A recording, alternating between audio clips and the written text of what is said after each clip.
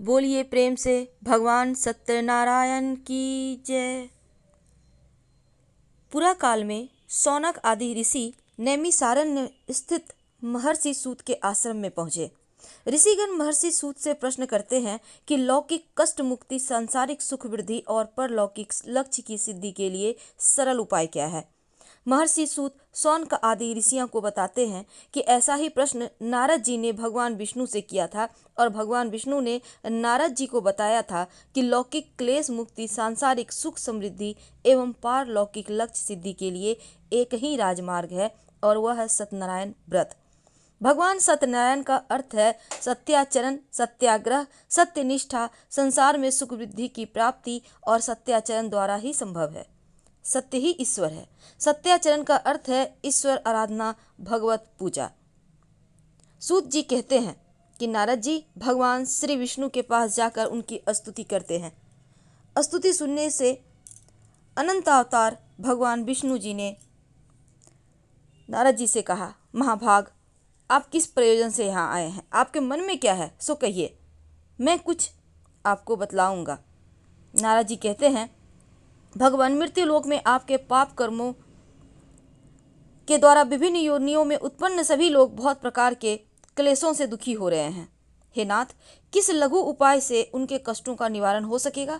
यदि आपकी मेरे ऊपर कृपा हो तो मैं सुनना चाहता हूँ, उसे बताएं। श्री भगवान ने कहा, हे वत्स, संसार के ऊपर अनुग्रह करने की इच्छा से आपने बहुत अच्छी बात पूछी है। जिस व्रत के करने से प्राणी मोह से मुक्त हो जाता है, मैं उसे बतलाता हूँ, सुने। हे वत्स, स्वर्ग और मृत्यु लोक में दुर्लभ भगवान सत्यनारायण का एक महान पुण्यप्रद व्रत है। आपके स्नेह के कारण मैं इस समय उसे कह रहा हूँ। अच्छी प्रकार विधि विधान से भगवान सत्यनारायण का व्रत करके मनुष्य शीघ्र ही सुख प्राप्त कर परलोक के मोक्ष को प्राप्त कर लेता है।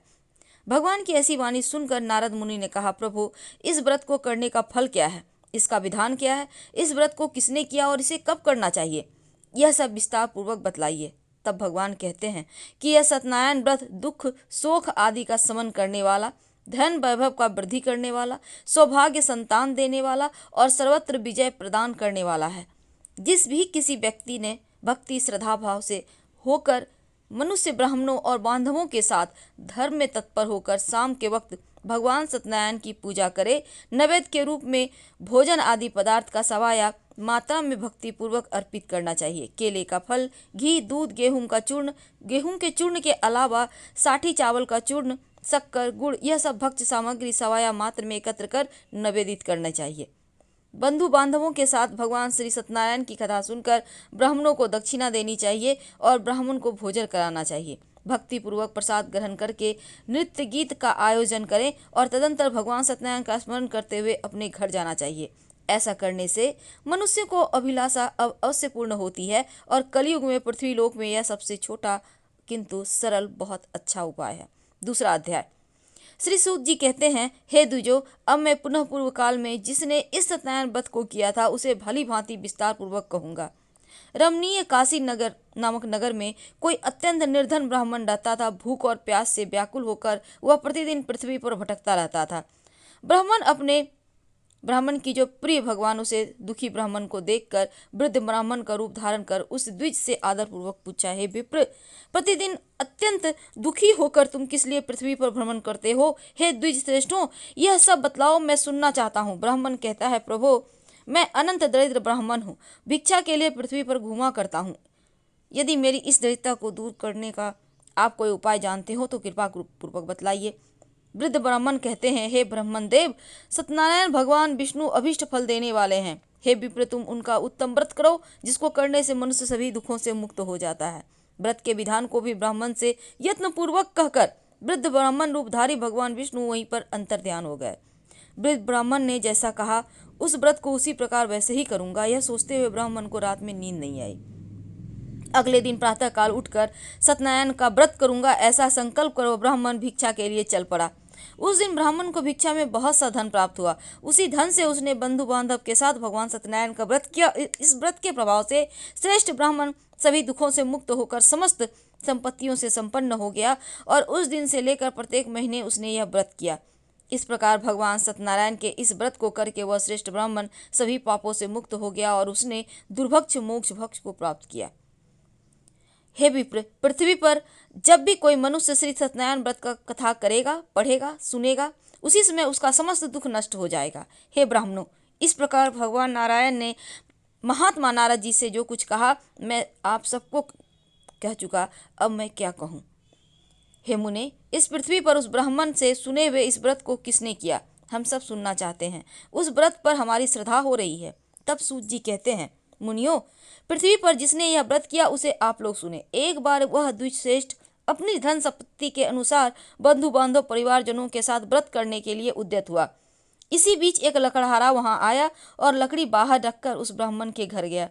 प्यास से व्याकुल उस ब्राह्मण का व्रत करता हुआ देखकर प्रणाम करके उनसे बोला, प्रभु, यह आप क्या कर रहे हैं? इसके करने से किस प्रकार की फल प्राप्ति होती है, विस्तार पूर्वक मुझसे कहिए। विप्र ने कहा, यह सत्यनारायण का भगवान का व्रत है जो सभी मनोरथों को प्रदान करने वाला है और उसी के प्रभाव से मुझे यह सब महान धन धान्य प्राप्त हुआ है। जल पीकर प्रसाद ग्रहण करके वह नगर चला गया। भगवान सत्यनारायण देव के लिए मन में ऐसा सोचने लगा कि आज लकड़ी बेचने से जो धन प्राप्त होगा उसी धन से भगवान सत्यनारायण का श्रेष्ठ व्रत करूंगा। इस प्रकार मन में चिंतन करता हुआ लकड़ी को मस्तक पर रखकर वह सुंदर नगर में गया जहाँ धन धान्य से संपन्न लोग रहते थे और उसने उस दिन लकड़ी का दुगुना मूल्य प्राप्त किया। इसके बाद प्रसन्न हृदय से वह पके हुए केले का फल, शर्करा, घी, दूध, गेहूं का चूर्ण सवाया मात्रा में लेकर घर आया। बंधु बांधव को बुलाकर विधि विधान से भगवान श्री सत्यनारायण का व्रत किया। उस व्रत के प्रभाव से धन पुत्र से संपन्न हो गया। इस लोक में अनेक सुख का उपभोग कर अनंतपुर में सत्यपुर अर्थात बैकुंठपुर चला गया। तीसरा अध्याय। श्री सुत जी कहते हैं, श्रेष्ठ मुनियों, अब मैं पुनः आगे की कथा कहूंगा, आप लोग सुने। प्राचीन काल में उल्का मुख नाम का एक राजा था। वह जितेंद्रिय, सत्यवादी, अत्यंत बुद्धिमान, वह विद्वान राजा प्रतिदिन देवालय जाता, ब्राह्मणों को धन देकर संतुष्ट करता और कमल के समान मुख वाली उसकी धर्मपत्नी शील, विनय, सौंदर्य आदि गुणों से संपन्न पति पारायण थी। राजा एक दिन अपनी धर्मपत्नी के साथ भद्रशिला नदी के तट पर श्री सत्यनारायण व्रत कर रहा था। उसी समय व्यापार के लिए अनेक प्रकार की पुष्कल धनराशि से संपन्न एक साधु नाम का बनिया वहां आया। भद्रशिला नदी के तट पर नाव को स्थापित कर वह राजा के समीप गया और राजा को उस व्रत में दीक्षित देखकर विनय पूर्वक पूछने लगा। साधु ने कहा, राजन, आप भक्ति युक्त चित्त से यह क्या कर रहे हैं? कृपा करके मुझे बतलाइए, मैं सुनना चाहता हूँ।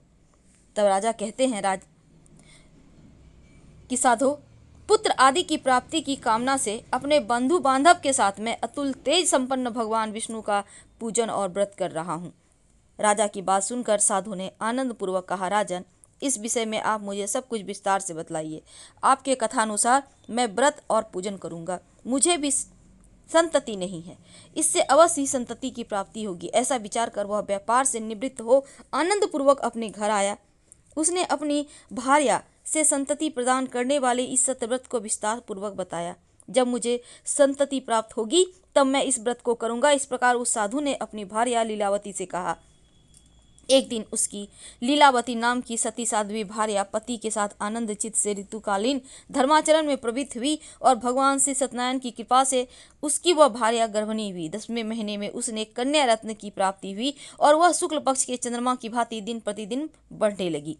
उस कन्या का कलावती नाम रखा गया। इसके बाद एक दिन कलावती ने अपने स्वामी से मधुर वाणी में कहा, आप पूर्व में लीलावती ने कहा कि संकल्पित श्री सत्यनारायण व्रत को क्यों नहीं कर रहे हैं जो आपने कहा था कि मैं करूंगा। साधु बोला, विप्रे, इसके विवाह के समय व्रत करूंगा। इस प्रकार अपनी पत्नी को भली भांति आश्वस्त कर वह व्यापार करने लगा और एक बार वह व्यापार करने के लिए नगर की ओर गया। इधर कन्या कलावती पिता के घर में बढ़ने लगी। तदंतर धर्मज्ञ साधु ने नगर में सखियों के साथ क्रीड़ा करती हुई अपना कन्या को देखकर विवाह के योग्य देखकर मन में ये विचार किया कि विवाह के लिए श्रेष्ठ वर का अन्वेषण करना होगा। ऐसा कहकर वह दूत को शीघ्र ही भेज दिया। उसकी आज्ञा प्राप्त कर दूत कांचन नामक नगर में गया और वहां एक वणिक नाम का पुत्र ले आया। वणिक का उस साधु ने उस वणिक के पुत्र को सुंदर और गुणों से संपन्न देखकर अपनी जाति के लोगों और बंधु बांधवों के साथ संतुष्ट चित्त होकर विधि विधान से वणिक पुत्र के हाथ में कन्या का दान कर दिया। उसमें वह साधु बनिया दुर्भाग्यवश भगवान का यह उत्तम व्रत करना भूल गया। पूर्व संकल्प के अनुसार विवाह के समय में व्रत न करने के कारण भगवान उस पर रुष्ट हो गए हैं। कुछ समय के पश्चात वह अपने व्यापार कर्म में कुशल व साधु बनिया काल की प्रेरणा से अपने दामाद के साथ व्यापार करने के लिए समुद्र के समीप स्थित रत्नासुर नामक सुंदर नगर को गया। श्री संपन्न दामाद के साथ वह व्यापार करने लगा। इसके बाद दोनों राजा चंद्र केतु के रमणीय नगर में गए। उसी समय भगवान श्री सत्यनारायण ने उसे भ्रष्ट प्रतिज्ञ देखकर इसे दारुण कठिन और महान दुख प्राप्त होगा यह श्राप दे दिया। एक दिन एक चोर राजा चंद्र केतु के धन को चुराकर वहीं आया जहां दोनों वणिक स्थित थे, और वह अपने पीछे दौड़ते हुए दूतों को देखकर भयचित्त होकर धन वहीं छोड़कर कहीं छिप गया। राजा के दूत वहां आ गए और वह साधु वणिक था वहां पर, और राजा के धन को देखकर उस दूत ने दोनों वणिक पुत्रों को बांध कर ले गया और हर्षपूर्वक दौड़ते हुए राजा से कहा, प्रभु हम 2 चोर पकड़ लाए हैं, इन्हें देखकर आप आज्ञा दें। राजा की आज्ञा से दोनों शीघ्र ही दृढ़तापूर्वक बांधकर बिना विचार किए महान कारागार में डाल दिए गए। भगवान सत्यदेव की माया से किसी ने उन दोनों की बात नहीं सुनी और राजा चंद्रकेतु ने उन दोनों का धन भी ले लिया। भगवान के श्राप से वणिक के घर में उसकी भार्या भी अत्यंत दुखित हो गई। उसके घर में सारा का सारा जो धन था वह चोर चुरा लिया, और लीलावती शारीरिक मानसिक पीड़ाओं से युक्त भूख और प्यास से दुखी हो अन्न की चिंता से दर दर भटकने लगी। कलावती कन्या भी भोजन के लिए इधर उधर प्रतिदिन घूमने लगी। एक दिन भूख से पीड़ित कलावती एक ब्राह्मण के घर गई। वहां जाकर उसने श्री सत्यनारायण का व्रत पूजन को देखा और वहां बैठकर उसने कथा सुनी, वरदान मांगा। इसके बाद प्रसाद ग्रहण करके वह कुछ रात में घर ले आई। माता ने कलावती कन्या से प्रेम पूर्वक पूछा, पुत्री रात में तू कहाँ रुक गई थी, तुम्हारे मन में क्या है? कलावती कन्या ने तुरंत माता से कहा, माँ मैंने एक ब्राह्मण के घर में अपने मनोरथ को प्रदान करने वाला व्रत देखा है। कन्या की बात सुनकर वह वणिक की भार्या व्रत करने को उद्यत हुई और प्रसन्न मन से उस साध्वी ने बंधु बांधवों के साथ भगवान श्री सत्यनारायण का व्रत किया। इस प्रकार प्रार्थना की, भगवान आप हमारे पति जमाता के अपराध को क्षमा करें और दोनों अपने घर शीघ्र आ जाएं। इस व्रत के प्रभाव से भगवान सत्यनारायण पुनः संतुष्ट हो गए और उन्होंने नृपश्रेष्ठ चंद्रकेतु को स्वप्न दिखाया और स्वप्न में कहा, नृपश्रेष्ठ प्रातःकाल दोनों वणिकों को छोड़ दो और वह सारा धन भी दे दो जो तुमने उनसे समय पे उस समय लिया, अन्यथा राज धन पुत्र सहित तुम्हारा सर्वनाश कर दूंगा। राजा से स्वप्न में ऐसा कहकर भगवान सत्यनारायण अंतर्ध्यान हो गए और इसके बाद राजा अपने सभासदों के साथ सभा में बैठकर अपना स्वप्न लोगों को बताया और कहा कि दोनों बंदी वणिक पुत्रों को शीघ्र ही मुक्त कर दो। राजा की ऐसी बात सुनकर राजपुरुष दोनों महाजनों को बंधन मुक्त करके राजा के सामने लाकर विनय पूर्वक कहते हैं, महाराज बेड़ी बंधन से मुक्त करके दोनों पुत्र वणिक पुत्र लाए गए हैं। इसके बाद दोनों महाजन नृपश्रेष्ठ चंद्रकेतु को प्रणाम करके अपने पूर्व वृत्तांत का स्मरण करते हुए भय चिन्हित हो गए और कुछ बोल न सके। राजा ने वणिक पुत्रों को देखकर आदर पूर्वक कहा, आप लोगों को प्रारब्धवश यह महान दुख प्राप्त हुआ है, इस समय अब कोई भय नहीं है। ऐसा कहकर उनकी बेड़ी खुलवाकर छौर कर्म आदि करवाया। राजा ने वस्त्र अलंकार देकर दोनों वणिक पुत्रों को संतुष्ट किया और सामने बुलाकर वाणी के द्वारा अत्यधिक आनंदित किया। पहले जो धन लिया था उसे दूना करके दिया। इसके बाद राजा ने पुनः उनसे कहा, साधो अब आप अपने घर जाएं और राजा को प्रणाम करके आपकी कृपा से हम जा रहे हैं। ऐसा कहकर उन दोनों महावैश्यों ने अपने घर की ओर प्रस्थान किया। तो सूत जी कहते हैं, साधु बनिया मंगलाचरण कर ब्राह्मणों को धन देकर अपने नगर के लिए चल पड़ा। साधु के कुछ दूर जाने पर भगवान सत्यनारायण की उसकी सत्यता की परीक्षा के विषय में जिज्ञासा हुई। साधो तुम्हारी नाव में क्या भरा है? तब धन के मद में चूर दोनों महाजनों ने अवहेलना पूर्वक हंसते हुए कहा, दंडिन क्यों पूछ रहे हो? क्या कुछ द्रव्य लेने की इच्छा है? हमारी नाव में तो लता और पत्ते भरे हैं। ऐसी निष्ठुर वाणी सुनकर तुम्हारी बात सच हो जाए, ऐसा कहकर दंडी सन्यासी के रूप को धारण किए हुए भगवान कुछ दूर जाकर समुद्र के समीप बैठ गए। दंडी के चले जाने पर नित्य क्रिया करने के पश्चात उतराई हुई अर्थात जल में ऊपर की ओर उठी हुई नौका को देखकर साधु अत्यंत आश्चर्य पड़ गए और नाव में लता पत्ते आदि देखकर मूर्छित होकर पृथ्वी पर गिर पड़े। सचेत होने पर वणिक पुत्र चिंतित हो गए कि अब उसके दामाद ने इस प्रकार कहा कि आप शोक क्यों करते हैं? दंडी ने श्राप दिया है। इस स्थिति में वे चाहकर ही कुछ कर सकते हैं, इसमें संशय नहीं। अतः उन्हीं की शरण में हम चलें। ऐसी मन की इच्छा पूर्ण होगी। और दामाद की बात सुनकर वह साधु बनिया उनके पास गया, जहाँ दंडी को देखकर उसने भक्ति पूर्वक उन्हें प्रणाम किया। आदर पूर्वक कहने लगा, आपके सम्मुख जो मैंने कहा असत्य भाषण अपराध किया है, आप मेरे उस अपराध को क्षमा करें। ऐसा बार बार प्रणाम करके उस महान शोक से आकुल हो गया। दंडी उसे रोता हुआ देखकर कहा, अरे मूर्ख, रो मत, मेरी बात सुनो। मेरी पूजा से उदासीनता होने के कारण और मेरी आज्ञा से ही तुमने बारंबार दुख प्राप्त किया है। भगवान की ऐसी वाणी सुनकर उनकी स्तुति करने लगा। अब साधु ने कहा, प्रभु, आश्चर्य की बात है, आपकी माया से मोहित होने के कारण ब्रह्मा आदि देवता भी आपके गुणों रूपों को यथावत रूप से नहीं जान पाते, फिर मैं मूर्ख आपकी माया से मोहित होने के कारण कैसे जान सकता हूँ। आप प्रसन्न हो, मैं आप अपनी धन संपत्ति के अनुसार आपकी पूजा करूंगा। मैं आपके शरण में आया हूँ। मेरा जो नौका में स्थित पूरा धन था, उसकी मेरी और रक्षा करें। उस बनिया की भक्ति पूर्वक वाणी सुनकर भगवान जनार्दन संतुष्ट हो गए और भगवान हरि उस अभिष्ट वरदान प्राप्त कर वहीं अंतर्ध्यान हो गए। इसके बाद वह साधु अपनी नौका में चढ़ा। धन धान्य से परिपूर्ण देखकर भगवान सत्यदेव की कृपा से हमारा मनोरथ सफल हो गया, ऐसा कहकर स्वजनों के साथ भगवान सत्यनारायण की विधि पूर्वक पूजा की। भगवान सत्यनारायण की कृपा से वह आनंद से परिपूर्ण हो गया और नाव को प्रत्यंत पूर्वक संभालकर अपने देश के लिए प्रस्थान किया। साधु बनिया ने अपने दामाद से कहा, यह देखो, मेरी रत्नपुरी नगरी दिखाई दे रही है। इसके बाद उसने अपने धन के रक्षक दूत को अपने आगमन का समाचार देने अपनी नगरी भेजा। फिर इसके बाद दूत ने नगर में जाकर साधु की भार्या को देखकर हाथ जोड़कर प्रणाम किया और उनके अभिष्ट की बात कही। सेठ जी अपने दामाद बंधुगणों के साथ बहुत सारे धन धान्य से संपन्न होकर नगर के निकट पधार गए हैं।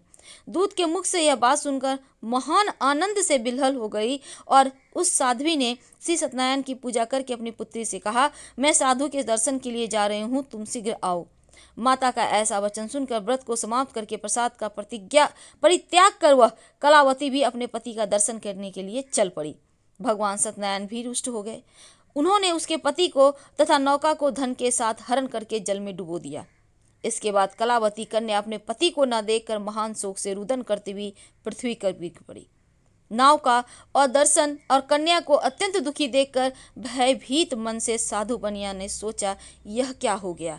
नाव का संचालन करने वाले भी सभी चिंतित हो गए और वह लीलावती की भी कन्या को देखकर बिलख उठे। अत्यंत दुख से विलाप करती हुई अपने पति से इस प्रकार बोली, अभी अभी नौका के साथ वह कैसे अक्षलिचित हो गए, यह जानने की देवता की उपेक्षा से वह नौका हरण कर ली गई। भगवान श्री सत्यनारायण का महात्म्य कौन जान सकता है। ऐसा कहकर वह सज्जनों के साथ विलाप करने लगी और कलावती कन्या को गोद में लेकर रोने लगी। कलावती कन्या भी अपने पति के नष्ट हो जाने पर दुखी हो गई और पति की पादुका लेकर अनुगमन करने के लिए उसने मन में निश्चय किया और कन्या के इस प्रकार आचरण को देखकर भार्या सहित वह धर्मज्ञ साधु बनिया अत्यंत शोक संतप्त हो गया और सोचने लगा, या तो भगवान सत्यनारायण ने यह अपहरण किया है अथवा हम सभी भगवान सत्यदेव की माया से मोहित हो गए हैं। अपने धन शक्ति के अनुसार मैं भगवान श्री सत्यनारायण का पूजा करूंगा। सभी को बुलाकर इस प्रकार कहने पर अपने मन की इच्छा प्रकट की और बारंबार भगवान सत्यदेव को दंडवत प्रणाम किया। इससे दिनों के परिपालक भगवान सत्यदेव प्रसन्न हो गए और भक्त वत्सल भगवान ने कृपा पूर्वक कहा कि तुम्हारी कन्या प्रसाद छोड़कर अपने पति को देखने चली आई। निश्चय ही इस कारण उसका पति अदृश्य हो गया। यदि घर जाकर प्रसाद ग्रहण करे तो पुनः आए तो फिर वो अपने पति को प्राप्त कर लेगी। तो साधु बनिया तुम्हारी पुत्री पति को प्राप्त करेगी, संशय नहीं है इसमें। कन्या कलावती भी आकाश मंडल से ऐसी वाणी सुनकर शीघ्र ही घर दौड़ी गई और प्रसाद ग्रहण किया। पुनः आकर स्वजनों और अपने पति को देखा। अब कलावती ने पति से कहा कि अब घर चलें, विलंब क्यों कर रहे हैं। कन्या की बात सुनकर वनिक पुत्र संतुष्ट हो गया और विधि विधान से भगवान सत्यनारायण की पूजन करके धन और बंधु बांधव के साथ अपने घर गया।